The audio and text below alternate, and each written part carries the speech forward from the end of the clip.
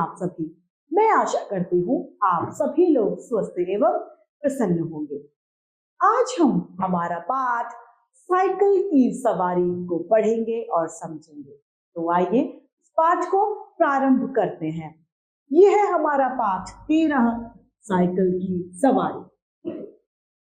भगवान ही जानता है कि जब मैं किसी को साइकिल की सवारी करने या हारमोनियम बजाते देखता हूं तब मुझे अपने ऊपर कैसी दया आती है। सोचता हूं भगवान ने ये 2 विद्याएं भी खूब बनाई हैं। एक से समय बचता है और दूसरी से समय कटता है। हारमोनियम एक वाद्य यंत्र होता है जिससे मधुर स्वर निकलते हैं, फनी।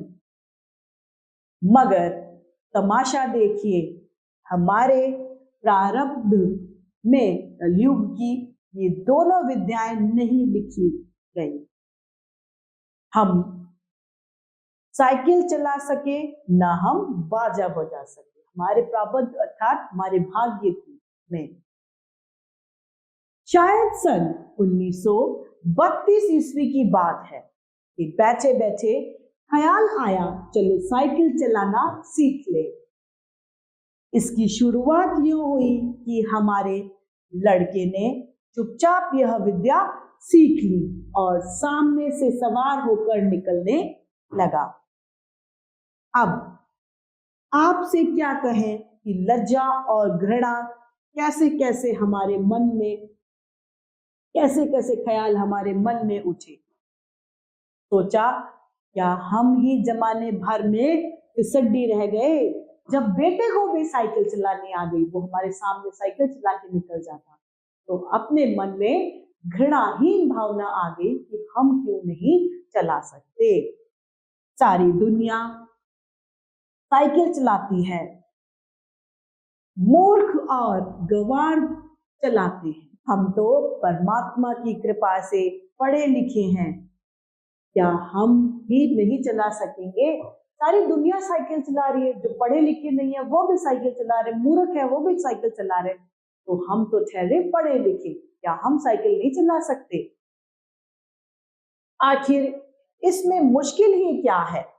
कूदकर चढ़ गया और ताबड़तोड़ पांव मारने लगे। जब देखा कि कोई राह में खड़ा है तब टन टन करके घंटी बजा दी। महाराज, हमने साइकिल सीखने का निश्चय कर लिया। दूसरे दिन हमने फटे पुराने कपड़े तलाश किए और उन्हें ले जाकर श्रीमती जी के सामने पटक दिए कि इनकी जरा मरम्मत कर दो, अर्थात फटे थे तो थोड़े उनको सिल दो और उन्हें सही कर दो। मगर श्रीमती जी अर्थात पत्नी बोली, पहले बताओ इनका क्या बनेगा? हम चाहते थे कि घर में किसी को कानो कान खबर ना हो और हम साइकिल सवार बन जाए, पर श्रीमती जी ने न मानी और जो झक मारकर बताना पड़ा कि रोज रोज तांगे का खर्च मारे डालता है, साइकिल चलाना सीखेंगे। वो चाहता नहीं था अपनी पत्नी को बताना, लेकिन फिर भी उन्हें पत्नी की जिद के आगे बताना पड़ा। उन्होंने पत्नी को बता दिया कि हम साइकिल चलाना सीखेंगे। श्रीमती ने बच्चों को सुलाते हुए हमारी तरफ देखा और मुस्कुराकर कहती हैं, मुझे तो आशा नहीं कि आपसे यह बैल मेढ़ चढ़ सकोगे। खैर यत्न कीजिए, यानी प्रयास करिए, मगर इन कपड़ों से क्या बनेगा? हमने जरा रौब से कहा, आखिर साइकिल से 1-2 बार गिरेंगे या नहीं गिरेंगे? जब हम सीखेंगे तो गिर भी जाएंगे, और गिरेंगे तो कपड़े फटेंगे या नहीं? जो मूर्ख हैं वो नए कपड़ों का नुकसान कर बैठते हैं, जो बुद्धिमान है वह पुराने कपड़ों में काम चला लेते हैं। उन्होंने यह तर्क दिया।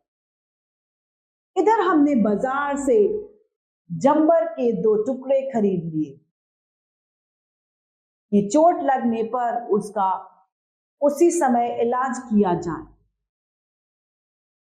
इसके बाद जाकर एक खुला मैदान तलाश किया ताकि दूसरे दिन साइकिल की सवारी का अभ्यास किया जा सके, खुले मैदान में साइकिल अच्छी जल्दी सीख ली जाए, इसलिए उन्होंने मैदान की खोज की। अब यह सवाल हमारे सामने था कि अपना उस्ताद किसे बनाए। इसी उधेड़-बुन में हम बैठे हुए थे कि तिवारी लक्ष्मी नारायण आ गए और बोले, क्यों भाई, हो जाए शतरंज की एक बारी। हमने सिर हिलाकर जवाब दिया, नहीं साहब, आज तो जी नहीं करता। वो कहते हैं, क्यों? यदि जी न चाहे तो क्या करें? यह कहते कहते हमारा गला भर आया। तिवारी जी का दिल पसीज गया, हमारे पास बैठकर बोले, अरे भाई, मामला क्या है? स्त्री से झगड़ा तो नहीं हो गया? वो कहते हैं, अरे भाई क्या हुआ? तुम्हारी पत्नी से तुम्हारा झगड़ा नहीं हो गया? हमने कहा, तिवारी भैया क्या कहें? कहते हैं, तिवारी भैया मैं आपको क्या बताऊं? लाओ साइकिल की सवारी सीख ले। मगर अब कोई ऐसा आदमी दिखाई नहीं देता जो हमारी सहायता करे। वो कहते हैं, तिवारी जी आपको क्या बताऊं, मैंने सोचा साइकिल सीख लूं, पर मुझे साइकिल सिखाएगा कौन? बताओ, है कोई आदमी तुम्हारे ख्याल में? तिवारी जी ने हमारी तरफ बेबसी की आंखों से देखा, मानो हमको कोई खजाना मिल गया है, और वे खाली हाथ रह जाते हैं। बोले, आदमी तो ऐसा है एक, मगर वह मुफ्त नहीं सिखाएगा, फीस लेगा, दे सकोगे? तो कहते हैं, कितने दिन में सिखा देगा और फीस क्या लेगा? इस पर उन्होंने कहा, औरों से 25 लेता है, तुमसे 20 लेगा हमारी खातिर। हमने सोचा 10 दिन में सिखाएगा और 20 रुपए फीस लेगा। 20 रुपए बस 20 रुपए 10 दिन अर्थात 2 रुपए रोजाना, 60 रुपए महीना, और वह भी 1-2 घंटों के लिए। ऐसी 3-4 ट्यूशन मिल जाए तो 250-300 रुपए महीना हो जाएगा। इधर तिवारी जी मामला तय करने लगे, उधर हमने यह शुभ समाचार जाकर अपनी श्रीमती को सुना दिया कि कुछ दिनों बाद हम ऐसा स्कूल खोलेंगे जिसमें 300-400 रुपए महीने की आमदनी होगी, अर्थात वह साइकिल सिखाने का कार्य करने लगेगा, ऐसा मन में सोचता है। श्रीमती जी बोली, मैं तो चाहती हूं तुम हवाई जहाज चलाओ, यह साइकिल क्या चीज है, पर तुम्हारे स्वभाव से डर लगता है, एक बार गिरोगे तो देख लेना साइकिल वहीं फेंक फाक कर चले आओगे। इतने में तिवारी जी बाहर से आवाज लगाते हैं, कहते हैं, हमने जाकर देखा तो उस्ताद बाहर खड़े थे। हमने श्रद्धा से हाथ जोड़कर प्रणाम किया और चुपचाप खड़े हो गए। तिवारी जी बोले, यह तो 20 पर मानते ही न थे, बड़ी मुश्किल पर मैंने इन्हें मनाया है, पेशगी लेंगे यानी अग्रिम राशि लेंगे। कहते हैं, पीछे कोई नहीं देता। अरे भाई हम देंगे, दुनिया लाख बुरी है मगर फिर भी भले आदमियों से खाली नहीं है। दुनिया में बुराई बहुत है लेकिन भलाई भी है। यह 20 रुपया तो चीज ही क्या, एक बार हमें साइकिल चलाना सिखा दें, फिर देखें हम इसकी क्या क्या सेवा करते हैं।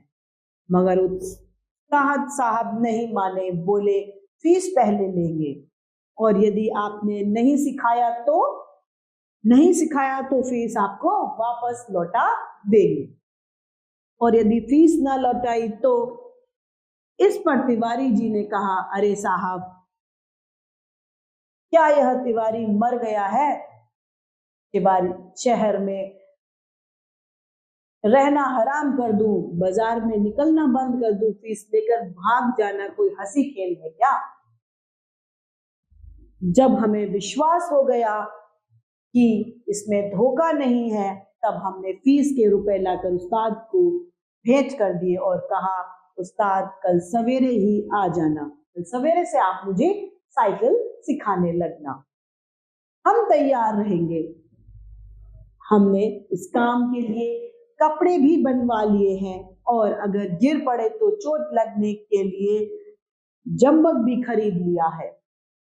और हाँ, हमारे पड़ोस में जो मिस्त्री रहता है उससे साइकिल भी मांग ली गई है। एक बात कहना भूल गया, नंगे पांव भागे और उन्हें बाजार में जा पकड़ा। वे हैरान थे। हमने हांफते हांफते कहा, उस्ताद हम शहर के पास नहीं सीखेंगे। लॉरेंस बाग में जो मैदान है वहां एक भूमि नरम है, चोट वहां पर कम लगती है। दूसरे वहां कोई देखता नहीं है। अब रात को आराम की नींद कहाँ थी, रात को उसी के बारे में सोचते रहे। जब आंखें खुली तो दिन निकल आया। जल्दी से जाकर वे पुराने कपड़े पहन लिए, जंबक का डिब्बा हाथ में लिया और नौकर को भेजकर मिस्त्री की साइकिल मंगवा ली। उसी समय उस्ताद साहब भी आ गए और हम भगवान का नाम लेकर लॉरेंस बाग की ओर चल दिए। लेकिन अभी घर से निकले ही थे कि बिल्ली रास्ता काट गई। एक लड़के ने चीख दिया। क्या कहें हम कितना क्रोध आया उस नामुराद बिल्ली और उस शैतान लड़के पर। अर्थात जानते ही उन्होंने एक ऐसा अपशगुन कर दिया जो नहीं होना चाहिए था। लेकिन क्या करता, दांत पीस कर ही रह गया, यानी गुस्सा कंट्रोल कर ही रखना पड़ा। एक बार फिर भगवान का नाम लिया और आगे बढ़े, पर बाजार में पहुंचकर देखा कि हर आदमी हमारी तरफ देख रहा है और मुस्कुरा रहा है। जब हम हैरान थे बात क्या है, सहसा हमने देखा कि जल्दी और घबराहट में पजामा और अचकन दोनों उल्टे पहन लिए हैं और लोग इसी पर हंस रहे हैं। सिर मुंडराते ही ओले पड़े। अर्थात किसी कार्य की शुरुआत में ही परेशानी प्रारंभ हो गई। हमने उस्ताद से माफी मांगी और घर लौट आए। दूसरे दिन फिर निकले। रास्ते में उस्ताद बोले, मैं एक गिलास लस्सी पी लूं, आप जरा साइकिल को थामिए। उस्ताद साहब लस्सी पीने लग गए। हम साइकिल के पुर्जे की ऊपर नीचे से परीक्षा शुरू कर दी। कुछ जी में आया तो उसका हैंडल पकड़ रखा, जरा चलने लगे, मगर 2 ही कदम गए होंगे ऐसा मालूम हुआ जैसे साइकिल हमारे सीने पर चढ़ी आती है। दूसरे ही क्षण साइकिल पूरे जोर से हमारे पांव पर गिर गई। हमारी राम दुहाई बाजार के एक सिरे में दूसरे सिरे तक गूंजने लग गई, अर्थात चोट की चीख। उस्ताद लस्सी छोड़कर दौड़े आए और दयावान लोग जमा हो गए। सबने मिल मिलाकर हमारा पांव साइकिल से निकाला। पूछा, चोट तो नहीं आई? 2-4 कदम चलिए, नहीं तो लहू जम जाएगा, यानी खून जम जाएगा। इस तरह दूसरे दिन हम और हमारी साइकिल दोनों अपने घर से थोड़ी दूर पर जख्मी हो गए। हम लंगड़ाते घर लौट आए और साइकिल ठीक होने के लिए मिस्त्री की दुकान पर भेज दी। गिरने से साइकिल में भी कमी आ गई, मगर हमारे वीर हृदय का साहस और धीरज देखिए। अब भी दौरान में डटे रहे। कई बार गिरे, कई बार शहीद हुए, घुटने तोड़वाए, कपड़े फड़वाए, पर मजाल क्या जो जी छूट जाए, मतलब मन की जो इच्छा शक्ति थी वो खत्म नहीं हुई। 8-9 दिन में साइकिल चलाना सीख गए, लेकिन अभी उस पर चढ़ना नहीं आता था। कोई परोपकारी पुरुष सहारा देकर चढ़ा देता तो फिर लिए जाते थे। हमारे आनंद की कोई सीमा नहीं थी। सोचते थे मार लिया मैदान हमने, 2-4 दिन में परे मास्टर बन जाएंगे। इसके बाद प्रोफेसर फिर ट्रेनिंग कॉलेज और 300-400 रुपए मासिक। तिवारी जी देखेंगे और ईर्ष्या से जलेंगे, क्या वे सोचने लगते हैं। उस दिन उस्ताद ने हमें साइकिल पर चढ़ा दिया और सड़क पर छोड़ दिया कि ले जाओ, अब तुम सीख गए। अब हम साइकिल चला रहे थे और दिल में फूले नहीं समा रहे थे, अर्थात खुश हो रहे थे। मगर हाल यह था कि कोई आदमी 200 गज के फासले पर आता तो हम गला फाड़ फाड़ कर चिल्लाने लगते थे, यानी जोर से चिल्लाते थे, साहब जरा बाईं तरफ हट जाए। दूर फासले पर कोई गाड़ी दिखाई देती तो हमारे प्राण सूख जाते थे, अर्थात डर लगता था। उस समय हमारे मन की जो दशा होती उसे परमेश्वर ही जानता होगा, अर्थात इतने भयभीत हम हो जाते थे। जब गाड़ी निकल जाती तब कहीं जाकर जान में जान आती थी। सहसा सामने तिवारी जी आते हुए दिखाई दिए। हमने उन्हें भी दूर से ही अल्टीमेटम दे दिया कि तिवारी जी बाईं तरफ हो जाओ वरना साइकिल तुम्हारे ऊपर चढ़ा देंगे। तिवारी जी ने अपनी छोटी छोटी आंखों से हमारी तरफ देखा और मुस्कुराकर कहा, जरा एक बात तो सुनते जाओ। हमने एक बार हैंडल की तरफ, दूसरी बार तिवारी की तरफ देखकर जवाब दिया, इस समय बात कैसे सुन सकते हैं, देखते नहीं हो साइकिल पर सवार हैं। तिवारी जी बोले, तो क्या जो साइकिल चलाते हैं वे किसी की बात नहीं सुनते? बड़ी जरूरी बात है, जरा उतर जाओ। हमने लड़खड़ाती हुई साइकिल को संभालते हुए जवाब दिया, उतर जाए तो फिर चढ़ाएगा कौन? अभी चलाना सीखा है, चढ़ना नहीं सीखा। तिवारी जी चिल्लाते ही रह गए और हम आगे निकल गए।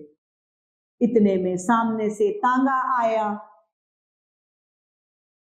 हमने उसे भी दूर से डांट दिया, बाईं तरफ भाई, अभी नए चलाने वाले हैं। तांगा बाईं तरफ हो गया। हम अपने रास्ते पर चले जा रहे थे। एकाएक पता नहीं घोड़ा भड़क गया और तांगे वाले को शरारत सूझी। जो भी हो, तांगा हमारे सामने आ गया। हमारे हाथ पैर फूल गए। जरा सी हैंडल घुमा देते तो हम दूसरी तरफ निकल जाते, मगर बुरा समय आता है तो बुद्धि पहले भ्रष्ट हो जाती है।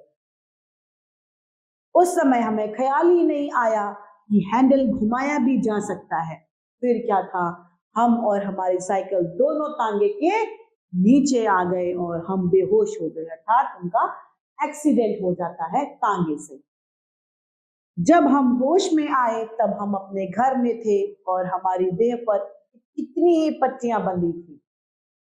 हमें होश में देखकर श्रीमती जी ने कहा, क्यों, अब क्या हाल है? मैं कहती थी ना, साइकिल चलाना न सीखो।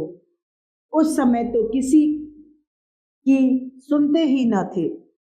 हमने सोचा लाओ सारा इल्जाम तिवारी पर ही लगा दें और पाक साफ हो जाएं, और बोले यह सब तिवारी की शरारत है। श्रीमती ने मुस्कुराकर जवाब दिया, यह तो तुम उसे चकमा दो जो कुछ जानता नहीं हो, आप उसे पागल बनाओ जो पागल बन जाए।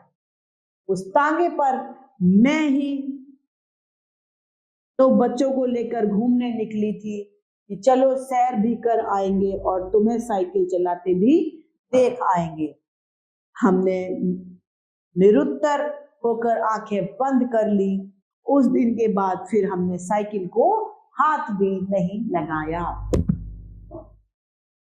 अब इस पाठ के शब्दार्थ, प्रारंभ अर्थात भाग्य, लज्जा अर्थात शर्म, घृणा यानी नफरत, तिसड्डी अर्थात नालायक, यत्न यानी कोशिश, उस्ताद यानी गुरु, बेबसी अर्थात लाचारी, आमदनी अर्थात कमाई, पेशगी अर्थात अग्रिम राशि, इल्जाम अर्थात आरोप, निरुत्तर होना बिना किसी उत्तर के। अब है मौखिक प्रश्न अभ्यास कार्य का।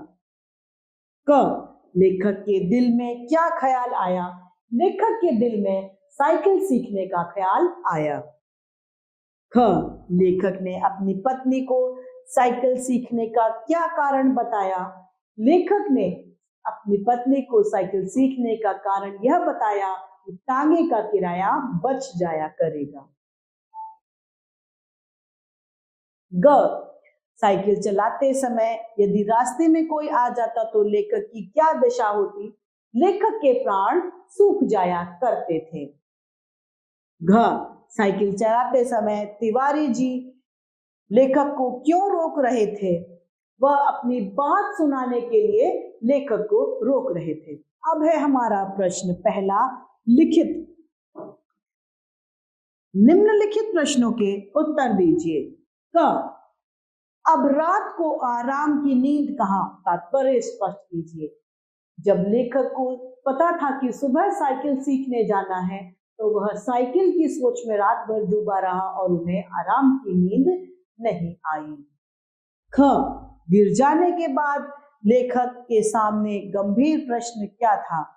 गिर जाने के बाद लेखक के सामने गंभीर प्रश्न यह था कि सब क्या सोचेंगे।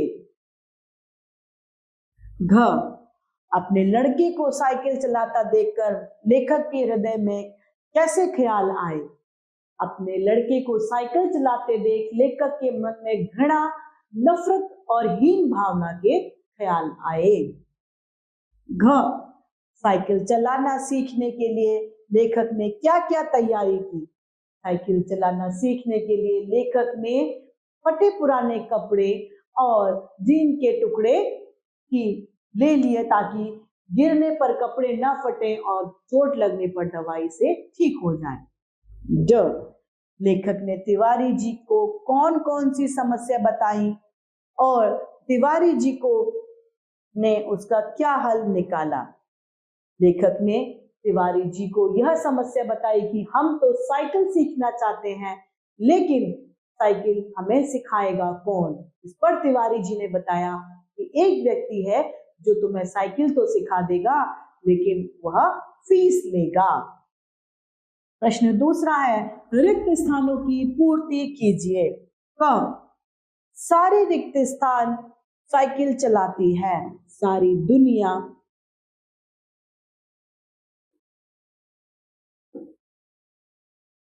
ख, दूसरे दिन हमने रिक्त स्थान कपड़े तलाश किए, पुराने।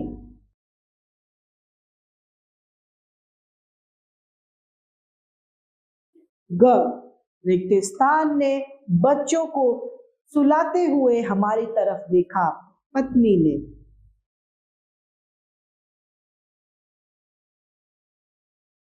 घ, यह रिक्त स्थान हमारा गला भर आया।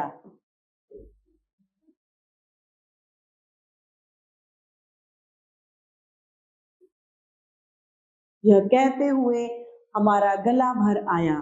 ड, हमारे रिक्त स्थान पर कितनी ही रिक्त स्थान बंधी थी? हमारे शरीर पर कितनी ही पट्टी बंधी थी? बहुविकल्पीय प्रश्न, सही विकल्प पर सही का चिन्ह लगाना है। पहला, हमने सोचा लाओ सारा इल्जाम तिवारी जी पर लगा दें और आप साफ बच जाएं। बोले यह सब तिवारी जी की शरारत है। किसने सोचा? उस्ताद ने, लेखक ने, लेखक की पत्नी ने या लेखक के बच्चों ने? लेखक ने। दूसरा, लेखक क्या इल्जाम तिवारी पर लगाना चाहता था? डकैती का, साइकिल दुर्घटना का, चोरी का या अत्याचार का? साइकिल दुर्घटना का। तीसरा, तिवारी जी का पूरा नाम क्या है? तिवारी राम प्रसाद, तिवारी प्रेम निवास, तिवारी श्याम नारायण या तिवारी लक्ष्मी नारायण? तिवारी राम प्रसाद। साइकिल उस्ताद की फीस थी 20 रुपए, 40 रुपए, 30 रुपए या 25 रुपए? 25 रुपए। तो इस तरीके से हमारा यह पाठ समाप्त होता है।